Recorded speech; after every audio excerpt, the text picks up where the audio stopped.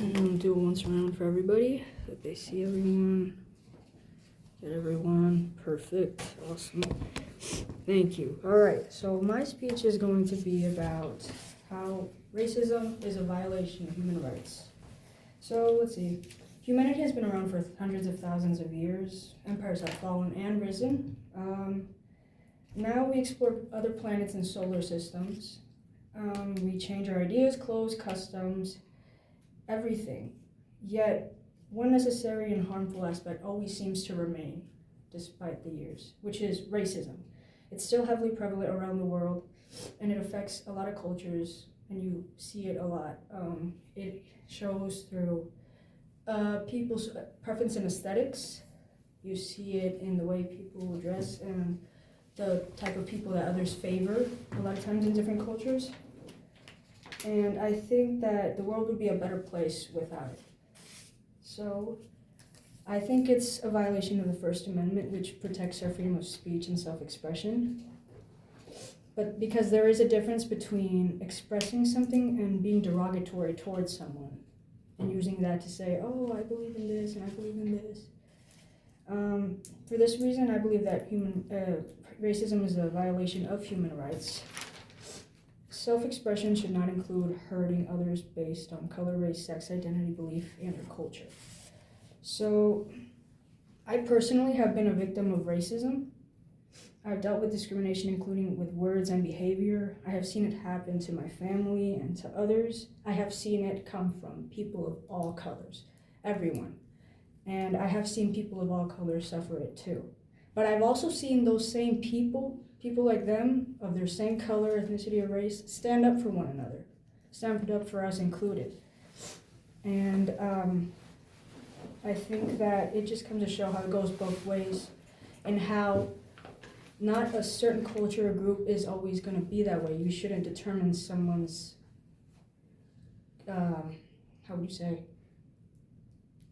intentions based off of that, or generalize rather, that's what I'm trying to say.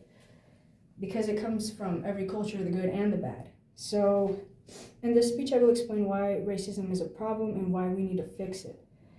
Why humans are different, how to combat racism, and how our lives could look without it. So first I will explain why humans are different. The idea that a certain race is antagonized or considered inferior is counterproductive, inhumane, cruel, and downright foolish. There is a difference in races because of evolution in nature. It is believed that we rooted from Africa, we all came from there, and then we traveled around the world, expanded. In order to survive and adapt our environments, we started changing colors, we started losing or gaining hair, losing height, gaining it, eyes change, skin changes, everything. And it's all in order to adapt to your environment. Now, evolution happens thousands of years. It takes a long process to get there, but it's necessary. Mother Nature always shows it in every way. Everything changes in order to survive and adapt. It's Darwin's natural selection. So because of that, it doesn't make sense for you to think of someone less of you when it's something so natural. You can't stop it. It is the way it is here. In order to survive, we have to change, you know? And I got this off of the Smithsonian's Institution of Human Origin program. Yeah. Now, in order to combat racism, we have to educate everyone, kids and especially their parents. A lot of times in my experience, I see parents are always, the root of a lot of these problems. Why a kid is being all messy in a store? Because the parent didn't put a stop to them, didn't discipline them well enough. It goes the same way with orientating a kid. If a parent doesn't know something, they're going to teach the kids what they do know. And if it's wrong, that kid's going to get that bad information. So we need to educate the kids and the adults. It's never too late. You need to donate. It would help to donate to groups and organizations that fight for these civil rights. They have difficult conversations with people. Don't be afraid to go out there and express yourself. A lot of people like to demonize that's now self-expression. If you don't agree with something, then they go after you now. There's a lot of fear of expressing yourself. But there's also a lot of hate going around, especially in social media. You guys know. So we need to do that. We have to peacefully protest. It's the best thing we can do. It's not easy, but it's necessary and it's helpful. And this is all, these are all tips that the Global Citizens give. It's their website. Now, I know it won't be fixed in a day. It's going to take years and years to change minds. And changing hearts is a lot harder. So we do have to start off by setting the example. What you believe in, you have to show. When we work together and do these things, we help create a future where people don't let physical characteristics, beliefs, or behaviors rank them above or below anybody else. Let's see. Stick to what you believe, even when everyone else is against you. It's never easy. I mean, all the civil rights movements that were achieved, that we were able to win, like the case of Brown v. Board of Education, the right for women and African Americans to vote, it took sacrifice. It took a lot of effort. It took a lot of pain. So we have to be willing to fight for it. This will be achieved through sweat, blood, and tears, of course. But it'll be worth it in the end. Even when the masses are against you, that's how they achieve this. It seemed impossible for these people, but they happened to find a way.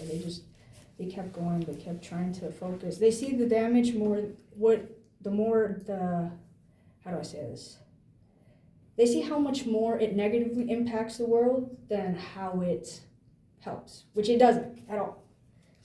So changing minds is difficult, and it's understandable I know some people will not change. Like older people, it's harder to change their minds. But that's no excuse, because there's a lot of resources and a lot of orientation on the internet that explains to you why this is wrong. So the people who don't want to change are not going to change. But that's up to them. That's no excuse for anyone else.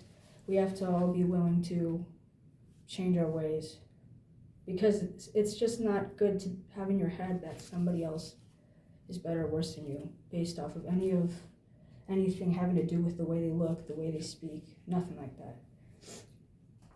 So you choose whether or not you take part of that action. And I will explain why or how we would look in a world where we don't,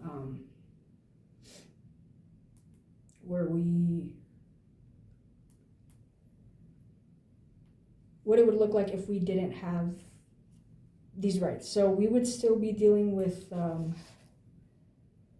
the crimes like the Emmett Till's death, Rosa Parks' arrest, and George Floyd's murder. Those were all signs of racism.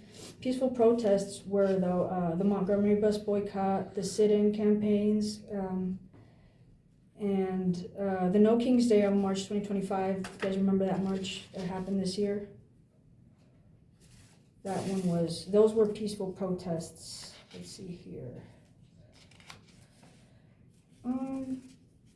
There's no such thing as a divine caste or a caste system. There's no such thing as an inferior human based on ethnicity or race. Evolution made us different, and we change because we adapt. And I like this quote that Nelson Mandela has. He said, "For to be free is not merely to cast off one's clothes, but to live in a way that respects and enhances the freedom of others." And these are the reasons why I think that we really shouldn't have that belief that's so harmful anywhere.